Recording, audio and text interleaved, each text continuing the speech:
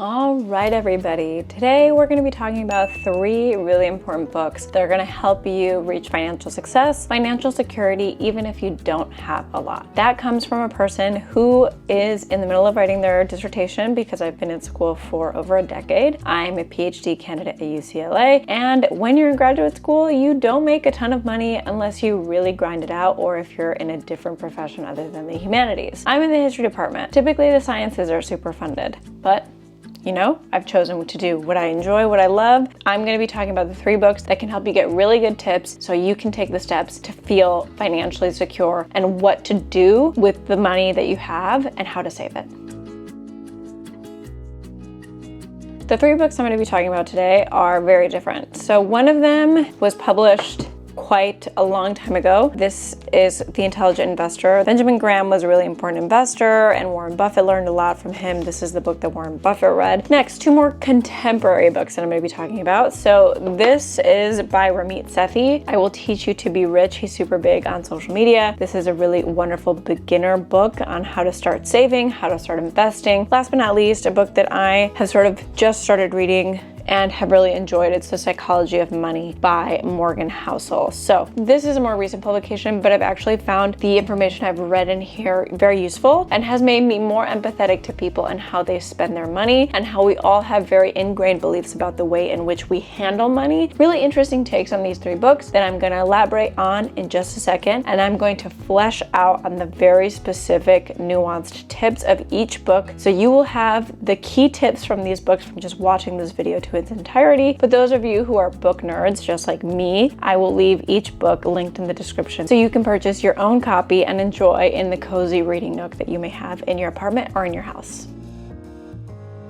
This book was published in 1949, so it is very dated, especially for those of you who are looking for more contemporary literature. But this book does have a wide variety of value that can add to your investing journey. I actually don't recommend this being the very first book that you read if you're interested in finances. I will explain which one I do recommend you read. This is a book I've picked up in the past year and a half to really learn the nitty-gritty observations of the pros. Benjamin Graham was one of the leading experts on investing in the middle of the 20th century, and Warren Buffett, he's very famous because Warren Buffett basically said that he read this book like a Bible and took the tactics and techniques that Graham outlined and then used them in his own investment portfolio. So some of the very important things that this book offers are a historical understanding of how stocks came to be, why economies and specific businesses come to plummet, and what we can learn about individuals who are interested in learning about stocks themselves rather than buying something or investing in something like a Roth IRA where you can then put your money into a target fund or a market fund. These are all like complicated terms that I'm not a super big expert on, but for those of you who are big investing buffs and want to know the history of investing and want to know the knowledge that Warren Buffett got, this book is really important for that. This book traces the Depression, the economic standing of the Depression, into late 70s, 80s, and specifically each chapter is given obviously a theme that it discusses, and then following that theme you have commentary by a very modern author who's a really big important name in the finance field, which is Jason Zweig. I find that these chapters on the contemporary analysis of Graham's work is actually the most useful because although I am not super interested in the sort of historical understanding of investing, it is a good practice to understand how those parallels trace into today, 2024, 2025. When a specific business is not doing well and you're interested in understanding how that business is functioning and what their finances look like, there are very specific chapters and suggestions throughout this entire book that tells you what to keep an eye on. Also, it does give you really important suggestions if you're really interested in a specific company and you want to invest your money. There are very specific, wonderful tips about what to look for in the portfolio of that company. This is for those people who really enjoy selecting specific stocks and bonds themselves and who will redo and reorient their own portfolio every single year rather than investing their money into one that already does it by itself. And lastly, my third tip and suggestion, in addition to reading a normal investment book or a financial wellness book, what this book does is for individuals like me who kind of know a little bit about investing, but not really. We don't have a ton of time to sort of think about all of these intricacies, these complexities very thoroughly because you're making YouTube videos, you're teaching full time, you're a mom. It will teach you really wonderful tips on how you can personally diversify your portfolio by investing in other kinds of mutual funds. One of the tips I took away is you can actually invest in other countries with the help of this book. The book will give you very specific guidelines on what title that mutual fund will be found under, and you can invest in other countries. For example, in my case, I've invested in quote third world countries that have very booming businesses thanks to this Intelligent Investor book. I think that it's a really long and lengthy book. It's not an easy read. It's for people who really like nerdy investing stuff and for the historical nerd in you. So if you have any historical economists among you, they might really love this book.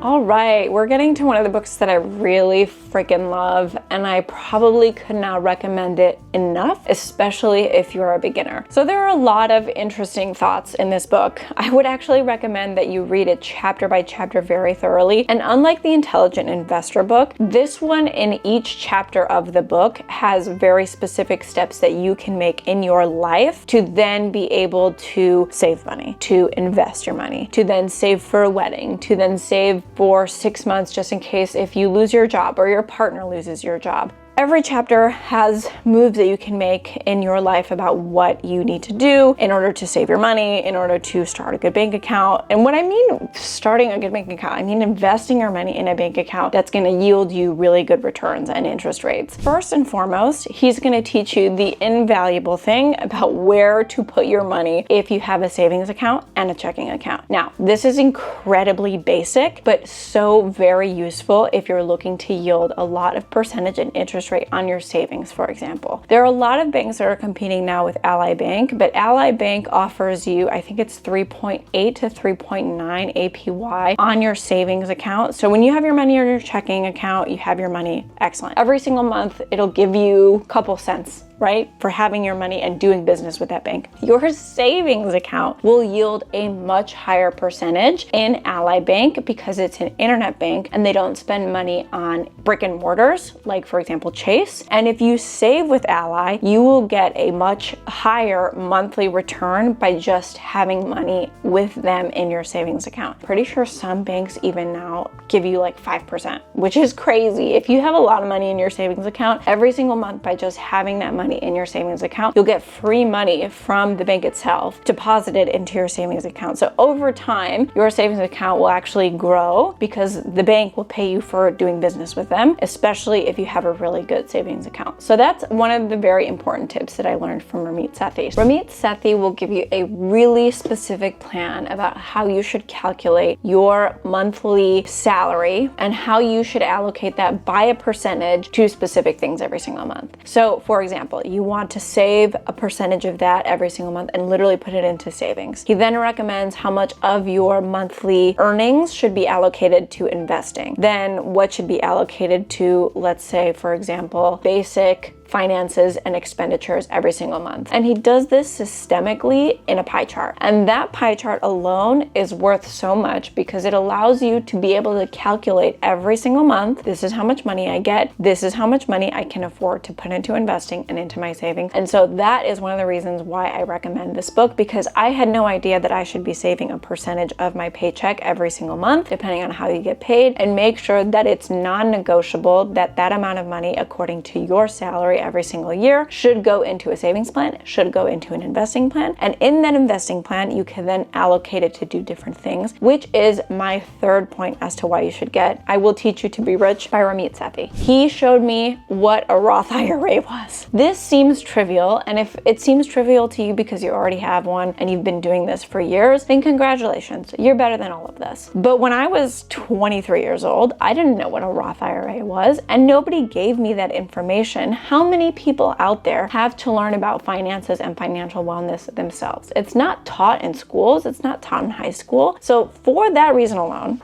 get this book. Specific thing that Ramit Sethi tells you to do is that you need to get a target date fund. Boom, at the top of his priority right there. Why is it important? A target date fund is a fund that you will choose inside of your Roth IRA, and it will be according to the date that you intend to retire. So if you want to learn what a Roth IRA is, how to start investing your money, even if you're just a very simple plain Jane person like I am, you can learn a lot from this book. And I have been putting investing down my friends' throats, because the earlier you start, the better and the safer you are later in life. And no one is going to teach you this unless for some reason you have a lot of initiative, you want to learn about money. But if you're like me, a history PhD of all things, and you're going through school and you've been in school for 20 years and you're like, what are these things that all these people are saying online about investing money? And you have no idea, read Ramit Sethi, all right? I will teach you to be rich. Those are the 3 things that hopefully will tell you to get this book, and you should get this book because it's amazing and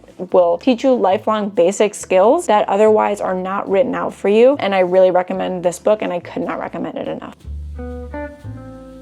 And our last and final book, The Psychology of Money. This is a short and sweet, simple book that I recommend to people out there who are really interested at learning what is the way you think about money and why do other people think about money in a different way and why. Now, the very first thing I learned from this book, believe it or not, in a finance book, is bloody empathy. You know why? Because I think it makes us understand why people make very rational or irrational decisions with money. Let's just take myself as an example. I am in a career that people would say has a title, and even though we're not paid a lot, has some sort of elitism and privilege. And this is very true, and I'm like very normal about saying this, and I'm not embarrassed, and I'm also not bothered by it, because if you have specific titles in life, sometimes that does elevate you in society, whether you like it or not. But that does not mean that we shouldn't have empathy for people who are above us or below us. And this book teaches us how to understand the psychological financial decisions that the people above us and below us make. Secondly, something I really loved from this book is one of his chapters called Getting Wealthy versus Staying Wealthy. One of the chapters that he discusses in his book tells the story of him when he was working at a hotel in Los Angeles. He was working as a valet, and he would tend to people with loads of money, and he, observing as a college grad student working for an hourly pay, notice the difference between wealthy people and how they manage their money and the difference in personality. The first archetype is a person who believes their money kind of dictates their persona and therefore elevates their status and can kind of be a bully to the other people around them and spends their money recklessly. The other individual is the person who understands business really well, understands their money very well, but also understands how to build lasting wealth rather than looking rich.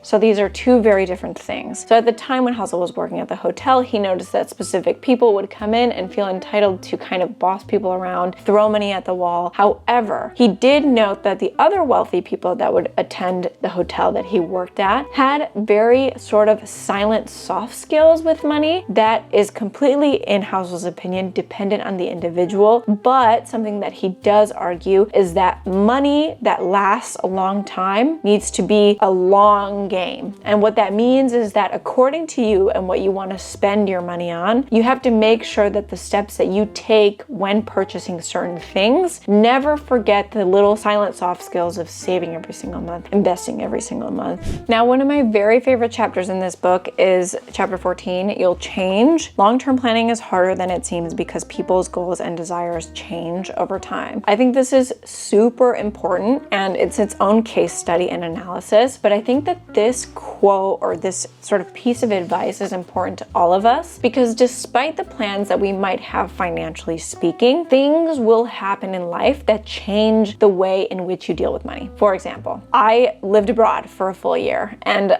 I brought my husband with me and he didn't work the whole time. So my financial decision to save set amount of money changed during that year. We had to reorient our whole life. So specific savings goals that year went down simply because we knew that we were not going to be able to save and we would prefer to travel with a little extra cash that we had on the side. And so we did. But then upon returning, you come back to the States and we had more money and more wealth, we ended up changing once again our financial plan. But we always knew in the back of our minds the specific things that we needed to do in order to compensate for that year where money would be a little bit different. Another example that Housel uses is losing jobs. This is a very normal thing that's happened in people's lives. And when you lose your job, it's actually very scary because it's not just you anymore. It's often other people that depend on you and depend on your money and your wealth. So things like that in life will change the way in which you think about money. They will scare you and they will probably change the way you think about money for the rest of your life. Again, always that psychological component. But he does argue that in order for you to have lasting wealth, you have to have those habits very disciplined in the back of your mind, those disciplined habits. And even though things will change, your savings might change, your plan to invest might change a little bit depending on how hard you've been hit a certain year for whatever reason, economically speaking or financially speaking. But to know that once you're over that bump, that you're going to restart that plan again or be a bit more vigorous depending, say you're making more money and you can save a little bit more. Save that money